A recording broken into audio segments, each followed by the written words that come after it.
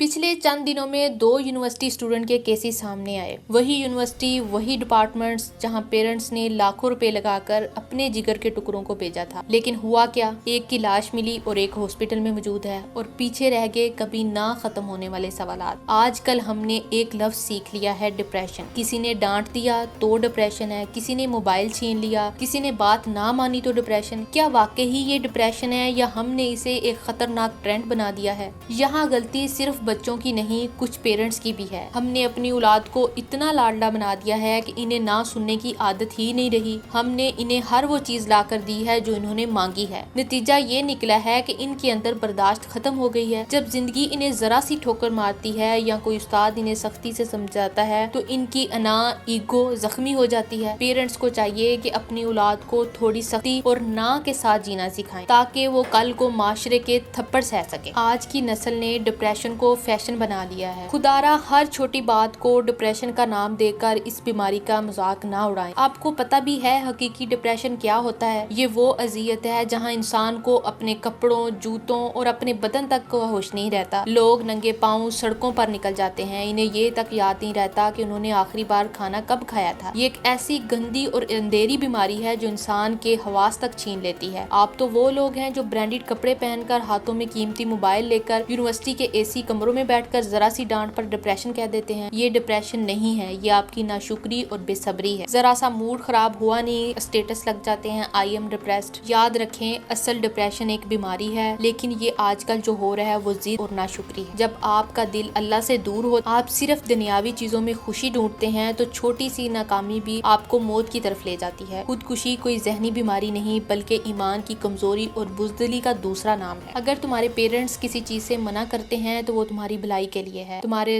Teachers अगर तुम पर गुस्सा करते हैं तो वो तुम्हें हीरा बनाना चाहते। चीजें तोड़ने, हंगामा करने या जान देने की धमकी देने से तुम ताकतवर नहीं बनते। और अगर आप लोगों को लगता है सुसाइड करने से कुछ बदल जाएगा तो कुछ नहीं बदलेगा। तुम्हारे मरने से यूनिवर्सिटी या माशरे को कोई फर्क नहीं पड़ेगा। सिर्फ तुम्हारी माँ पागल हो जाएगी या तुम्हारा बाप जीते जी मर जाएगा। क्या तुम इतने ही खुद गर्ज हो? अगर कोई मसला है, कोई इशू है तो अपने पेरेंट्स को अपना दोस्त बनाएं, उन्हें बताएं हर चीज तुम्हारी मर्जी के मुताबिक नहीं होगी, ये दुनिया है। जब दिल घबराए तो सजदे में गिर जाएं, वहाँ सुकून मिलेगा जो किसी दवा में नहीं। जिंदगी अल्लाह की इमानत है, इसे किसी डांट या किसी अधूरी ख्वाहिश की बींट ना चढ़ाएं। हिम्मत से जीना सीखें क्योंकि बुज़दिलों के लिए यहाँ कोई जगह नहीं। जहाँ ये सारी बातें नौजवानों से हैं, वहाँ टीचर और तलीमी इदारों से भी मुखातिब हूँ जो तालीम के नाम पर बच्चों की जहनी सेहत से खेलते हैं। याद रखें, टीचर का काम हौसला देना होता है, किसी की शख्सियत को कुचलना या इसे बुली करना नहीं। अगर आप किसी स्टूडेंट को सबके सामने जलील करते हैं या जहनी इज़्ज़त देते हैं तो शायद आप इसे सबक नहीं सिखा रहे बल्कि इसे मौत के करीब धकेल रहे हैं। टीचर्स को अपने लहजे में नरमी और रवैये में हमदर्दी लाना हो क्योंकि एक डिग्री किसी की जान से बढ़कर नहीं होती।